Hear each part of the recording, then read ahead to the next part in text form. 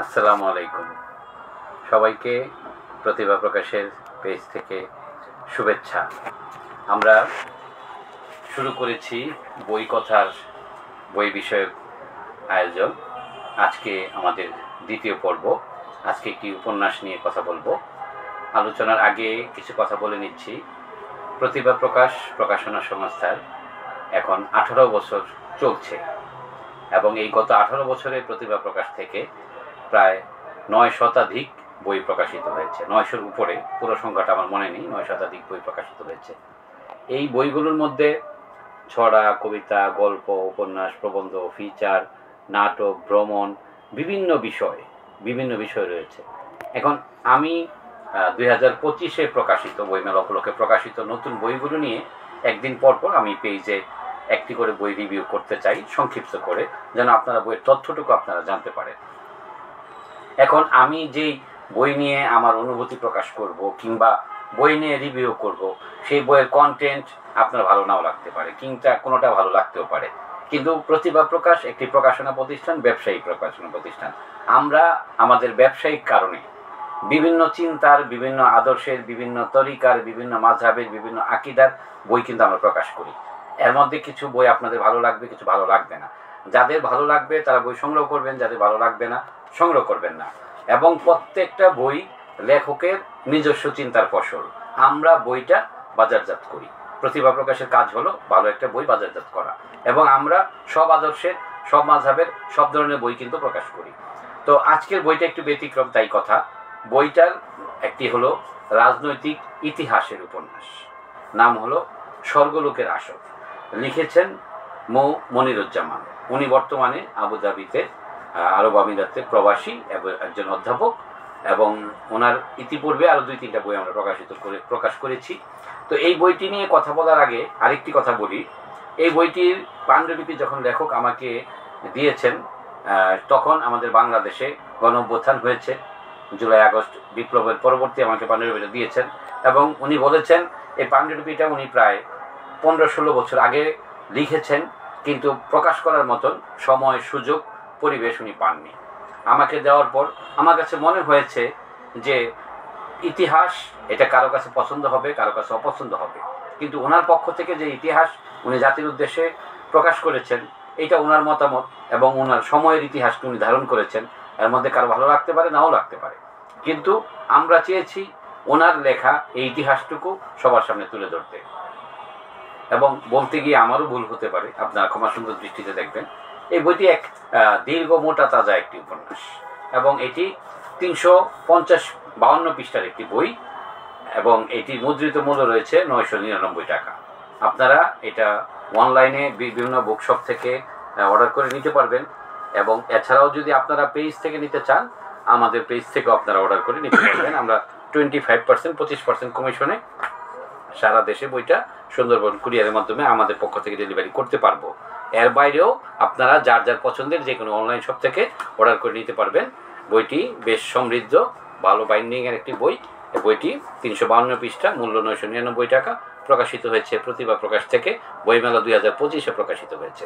এবার এই বইটির মূল যে থিমটা, সেটা হলো, আমরা জানি 75 সনে শেখ মুজিব হত্যাকাণ্ডের পর যে পরিবেশ, এইটার প্রেক্ষিত থেকেই আসলে লেখার সূচনাটা। আমি একটু বলে দিচ্ছি বইটা সম্পর্কে যা লেখা আছে, লেখকের পক্ষ থেকে যে ফ্লাপ এবং ব্লাব লেখা আছে, এটা আমি আপনাদেরকে পড়ে শোনাই, আপনারা বুঝতে পারবেন বইটার বিষয়টা কি। বাংলাদেশের রাজনীতির ইতিহাসে 1975 সালে শেখ মুজিব হত্যাকাণ্ড একটা যুগান্তকারী ঘটনা। তৎপরবর্তী 2010 সালে সেই হত্যাকাণ্ডের চূড়ান্ত বিচারে অপরাধীদের ফাঁসিতে ঝুলিয়ে শাস্তি প্রদান করাটাও আরেকটা যুগান্তকারী ঘটনা। তবে নিঃসন্দেহে জাতির দলমত নির্বিশেষে সবার প্রত্যক্ষ সমর্থন ছিল না এমন বিচারে। মুজিব হত্যাকাণ্ডের চূড়ান্ত বিচারের রায় কার্যকরণের প্রেক্ষাপটে রচিত স্বর্গলোকের আসরে দেখা যাবে ঊর্ধ্বলোকে স্বর্গের আসর থেকে বাংলাদেশের রাজনীতির প্রয়াত মহাপুরুষেরা বর্তমান বাংলাদেশের চলমান রাজনীতি প্রত্যক্ষ করছেন। জামিল নামের দ্বিতীয় প্রজন্মের উঠতি যুবক ছাত্র স্বর্গলোক থেকে আসা একটা আলোক ধারার মাধ্যমে স্বপ্নযুগে দেখতে ও শুনতে পায় সোহরাওয়ার্দী, ভাসানী, আবুল মনসুর আহমদ, মুজিব ও জিয়ার মুখে তৎকালীন রাজনীতির কথোপকথন। ভাষা আন্দোলন, 6 দফা আন্দোলন, আগরতলা ষড়যন্ত্র মামলা, 7ই মার্চ, 25শে মার্চ, আরও অনেক কিছু।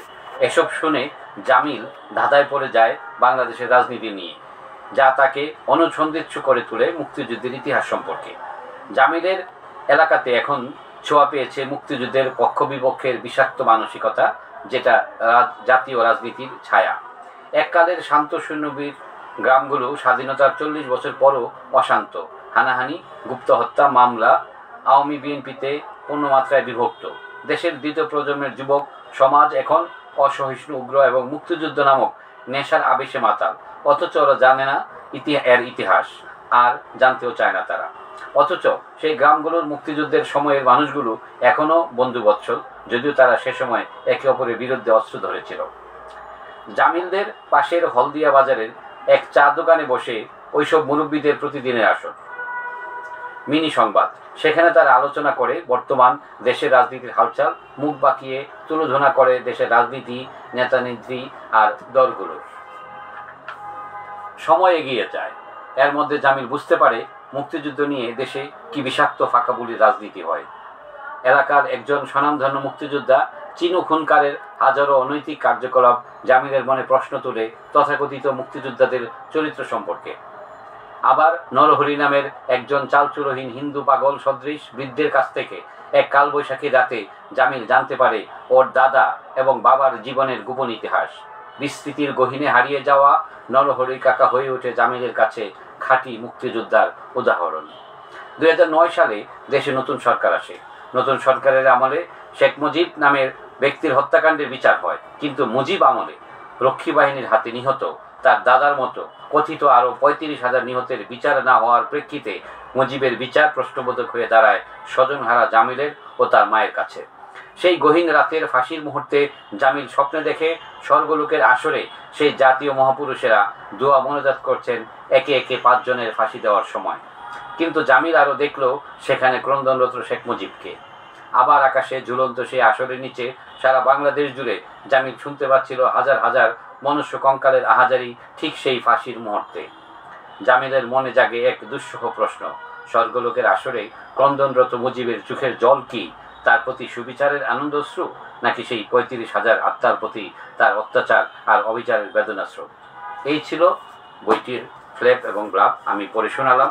আপনারা বুঝতে পেরেছেন রাজনীতিক বিশাল একটি প্রেক্ষাপটে এই উপন্যাসটি রচিত। লেখক মু মনিরুজ্জামান, স্বর্গলোকের আসর। আপনারা চাইলে বইটা সংগ্রহ করতে পারেন।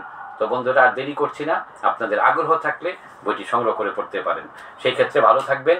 আবারও আসবো একদিন পর আমরা নতুন নতুন বই নিয়ে আপনাদের কাছে তথ্য দিতে চলে আসবো। সবাই ভালো থাকুন। শুভরাত্রি। আল্লাহ হাফিজ।